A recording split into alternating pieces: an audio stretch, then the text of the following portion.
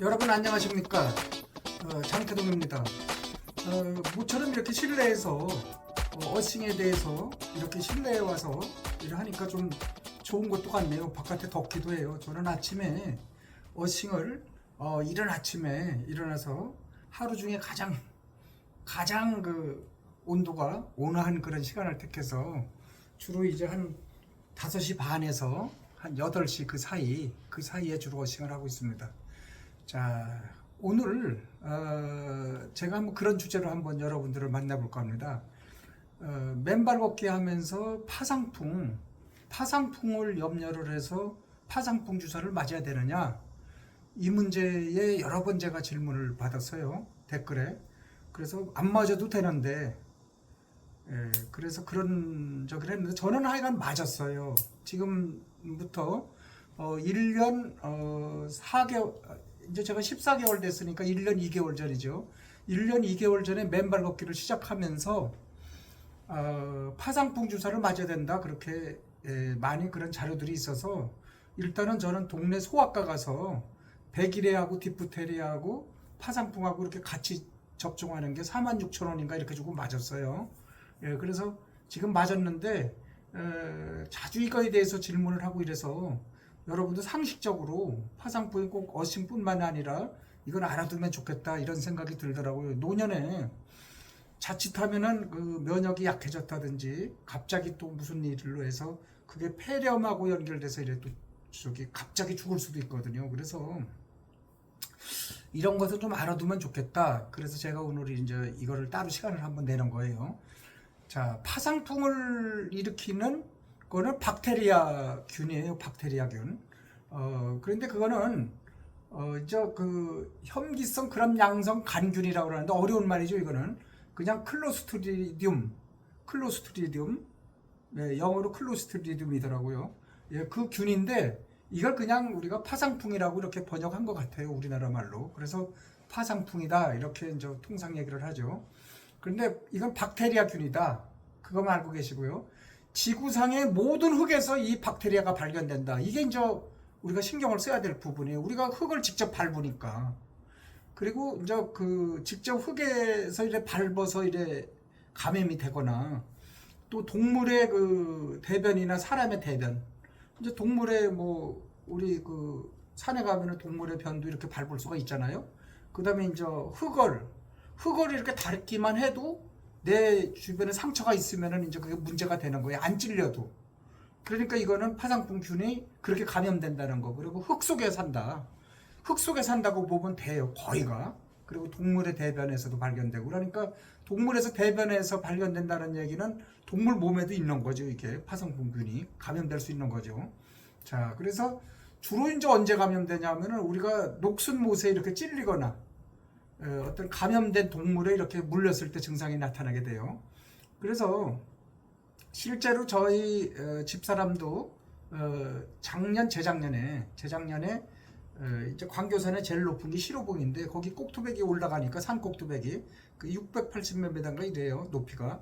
거기 올라갔더니 야생 고양이들이 있더라고요. 그래 고양이들이 귀여워서 가져간 거 뭐를 음식을 이렇게 조금 줬어요. 그러니까 그게 사실 그런 게 안 좋은 건데 이제 귀엽고 그러니까 줬어요. 그런데 여기 물었어요, 손을. 그래갖고 여기 피가 나고 이래갖고서 그거 막 그 인터넷에 검색해 보니까 파상풍, 네, 뭐 광견병은 이제 되게 이제 강아지잖아요. 그래서 파상풍에 감염될 수 있다 이래갖고서 즉시 가서 예방 접종을 맞았어요. 주사를 맞고 이랬어요. 그런데 파상풍균은 일단은 물리고 나서 또 실제 이렇게 증상이 나타나고 해서 백신 접종해도 돼요. 왜냐하면 14일간 14일 만에 백신의 효력이 나타나거든요.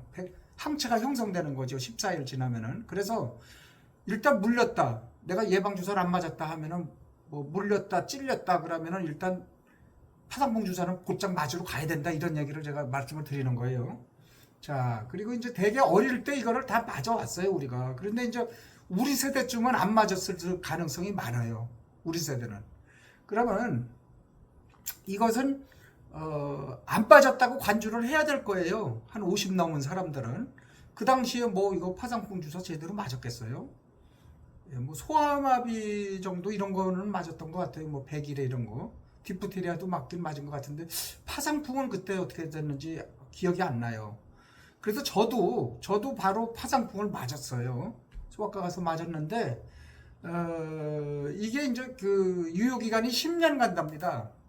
이 파상풍이 항체가 생기면 10년마다 맞아야 돼 또. 그리고 그렇게 뭐 어렸을 때 맞았어도 10년마다 맞아야 되기 때문에 어차피 병원에 가서 파상풍 예방 백신은 반드시 맞아야 된다. 제가 이렇게 이제 솔직히 결론을 내린 거예요. 저는 안 맞았으면 안 맞아도 되는데 이렇게 생각했다가 만에 하나가 있잖아요, 사람은. 그런 걸 위해서 예방접종하는 거니까 여러분들 요거 좀 꼭 맞아야 되고, 특히 여러분들이 이렇게 어싱을 하다가 뿐만이 아니고, 저도 놀랐는데요. 뭐 녹슨 쇠 같은 데 찔리면 당연히 그건 감염될 가능성이 많죠. 녹슨 쇠 같은 거 많이 뭐 찔리잖아요. 그런 것도 어떻게 하다가 그게 파상풍균에 이렇게 뭐 접촉이 되고 이러면은 감염이 되는 거니까.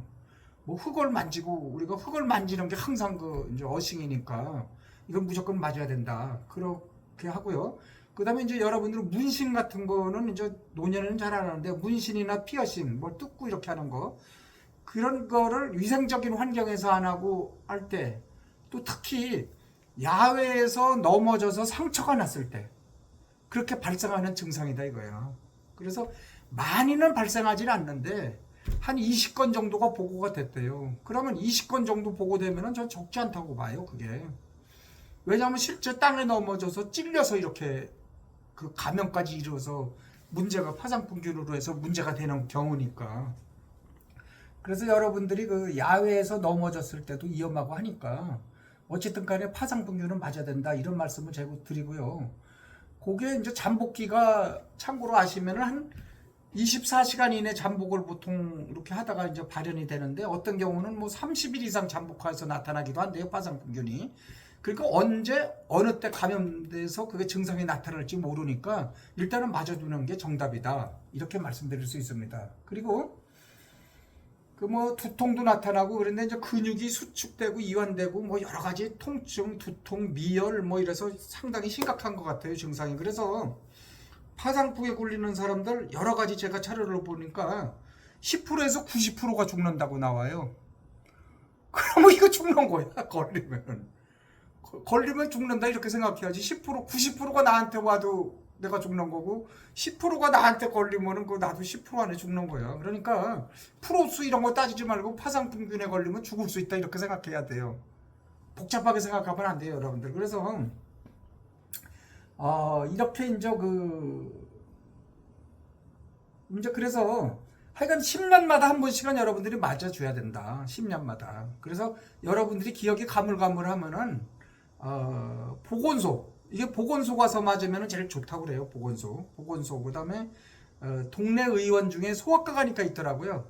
제가 뭐 내과도 가보고 동네에 뭐 내과 있죠. 무슨 내과 또 이비인후과도 가보고 가봤는데 파상풍 주사 맞는 데가 없어갖고 소아과로 가보라고 그래서 아이 내가 소아냐고, 지금 나이가 60대 중반인데 소아도 아닌데 소아과를 가는 게 웃기는 현상이 일어났다니까요. 그래 갔더니 백일해하고 디프테리아하고 파상풍하고 이 세 가지가 같이 나오니까 요즘은 한 번만 맞아도 된다. 그래요. 그런데 요 몇 년 전에 그런 자료들을 보니까 제가 이제 오늘 이거를 말씀드리려고 검색을 했더니 세 차례를 맞아야 된다고 그러더라고요. 그래야지 그 항체가 형성된다고. 우리가 그런 게 있죠, 예방접종 할 때. 그러니까 그런 게 있으니까 의사한테 한번 일단 물어보시죠, 뭐 할 때. 저는 한 번 맞았어요. 한 번 맞았는데 이게 확실한 거냐 하면 한 번 맞고, 또 이게 3회에 걸쳐서 맞아라 하면 의사 말 듣고 하면 돼요. 그런 건 의사들이 잘하니까. 그렇게 하시고 이제 여기서 또 그게 합병증도 무섭더라고요. 뭐 호흡 부전, 척추 골절, 고혈압, 폐렴 같은 게 이제 되게 사람이 죽는 원인을 제가 가만히 보니까 병들어서 마지막에 죽는 거는 폐혈증이나 폐에서 피가 나는 거죠. 폐혈이는 거, 피혈자. 그 다음에 이제 폐염증으로 죽는 거야. 그럼 폐가 뭐냐? 숨을 못 쉬는 게 죽는 거잖아요. 맞죠, 여러분들? 숨을 못 쉬는 게 죽는니까 결국은 폐로다가 되더라는 거예요, 폐가. 그러니까 폐가 문제가 생기니까 숨을 못 쉬니까 거기에 폐에 염증이 있다든지 피가 난다든지 뭐 이런 거 아니겠어요? 폐에 뭐 종기가 있다든지 뭐 폐기종 뭐 이런 것도 있고 하여간 폐에 관련된 질환이 많거든요. 그래서 폐렴 주사도 반드시 좀 맞고 확인 좀 하시라 여러분들한테. 폐렴 주사가 지금 한 번 맞으면 뭐 평생 이렇게 된다는 게 그런 게 병원에 가보니까 내과에 가보니까 써 있더라고요. 폐렴 맞은 거 여러분들은 한번 확인해서 폐렴 맞아 놓으면은 지난번에 그 특히 코로나 같은 거 코로나19 그때 그 폐렴으로 많이 죽었잖아요. 그러니까 그때 폐렴 주사만 맞았으면은 폐렴 안 걸리는 거야. 코로나로 안 죽는 거라니까. 그런데 언론에서는 그런 거 얘기 안 하더라고요. 봐. 폐렴 백신 맞으면 폐렴으로 죽지는 않아요. 폐렴이 안 걸리니까. 예방 접종을 맞았으니까 평생 이 면역이 되니까 항체가 형성돼서. 그런데 그거 폐렴으로 많이 죽더라니까 코로나19 때. 그래서 나는 폐렴 접종을 그때 했어요. 다시 또 불안해서 한 번 더 맞았어 병원에 가서. 그랬더니 폐렴으로 죽을 일 없으니까 코로나로 죽을 확률은 반도 안 되고 뚝 떨어지더라니까요. 제가 여러분들한테 중요한 정보입니다. 여러분들이 의사들이 뭐 맞아라 뭐 이렇게 얘기 안 해요. 여러분들은 파상풍 주사 오늘 맞고 오늘 저한테 얘기 듣고서 이제 뭐 가급적 빠른 시간 내에 뭐 당장 막 잠도 안 자고 가서 맞고 병원에 안 하니까 그런 건 아니지만 여러분들이 편안한 시간에 병원에 갈 기회 있으면은 이 파상풍 주사 맞느냐 이렇게 확인도 해보고 전화로 그래서 가서 맞고 그 다음에 이제 내과 같은 데 가서 폐렴 접종을 꼭 맞도록. 요새 폐렴 접종이 아주 좋아서 한 번 하면은 평생 영구 면역이 된다니까 파상풍 주사를 맞으면서 폐렴도 어떻게 되는가 확인해서 폐렴도 맞을 수 있도록 그렇게 하면은 어싱하면서 여러분들 건강해지고 면역 형성되면서 특별하게 건강에 뭐 신경 쓸 건 없지 않냐 그런 생각이 제가 듭니다.